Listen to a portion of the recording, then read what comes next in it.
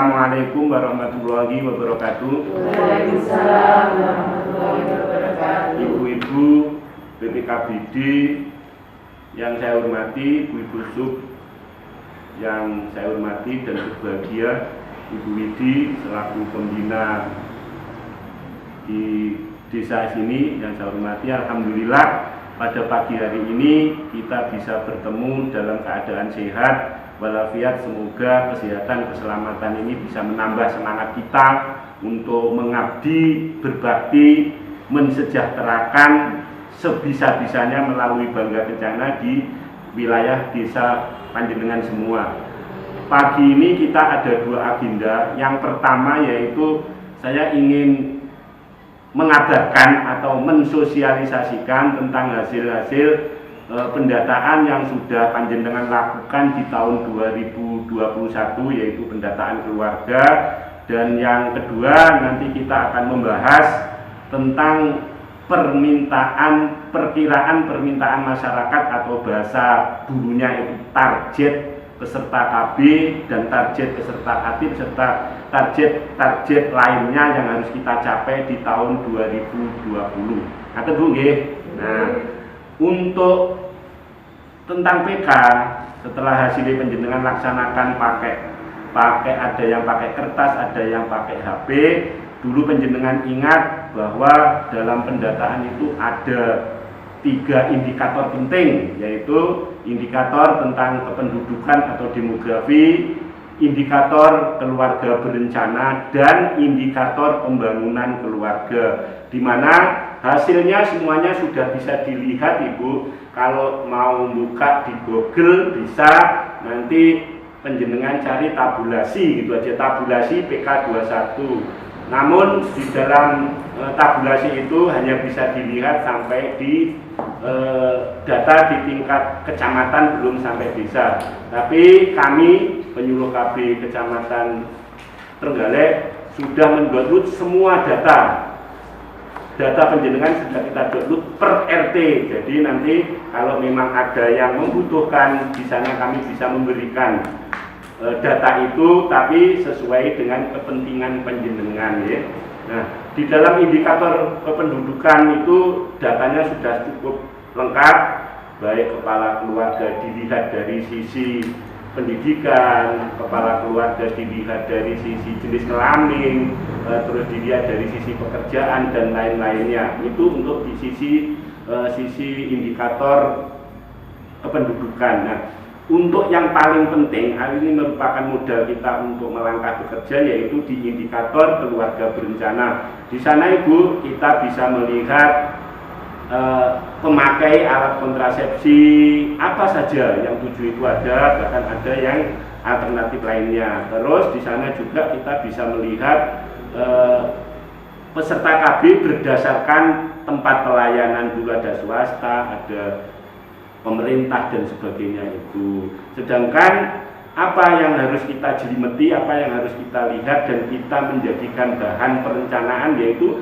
di dalam indikator keluarga berencana itu ada istilahnya unmet need. Unmet need itu yaitu yang tidak ingin anak lagi dan tidak ingin anak tapi ditunda, itu namanya unmet need. Di sana sudah ada namanya siapa, RT berapa, suaminya siapa, punya anak berapa, di sana sudah ada. Jadi nanti kita bersama-sama, saya fasilitasi, Bu Widi fasilitasi bagaimana penggarapannya ini, karena di sana sangat jelas.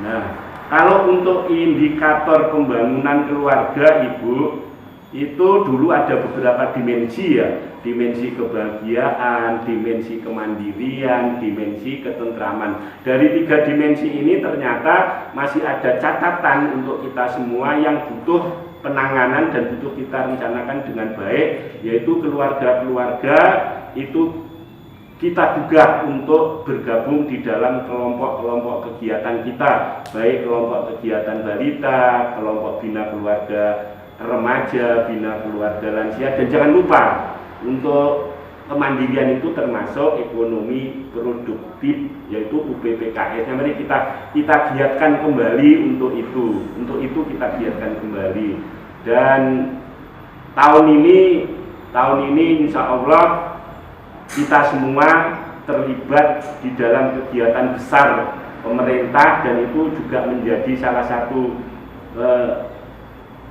indikator dalam pendataan kemarin. Apa itu Ibu? Yaitu stunting. Jadi kemarin yang masuk di TPK itu, mari kita bersama-sama untuk mengoptimalkan kerja kita.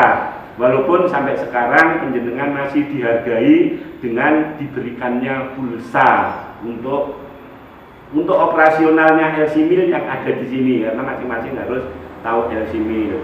Tapi Ibu jangan khawatir, karena stunting itu merupakan prioritas kegiatan pembangunan, jadi dapat dukungan luar biasa, baik dukungan moral, dukungan kebijakan dari pemerintah pusat, pemerintah provinsi, pemerintah kabupaten, dan juga pemerintahan desa dalam rangka bagaimana mempercepat pengentasan atau pencegahan stunting itu melalui program-program yang telah kita susun baik, yang telah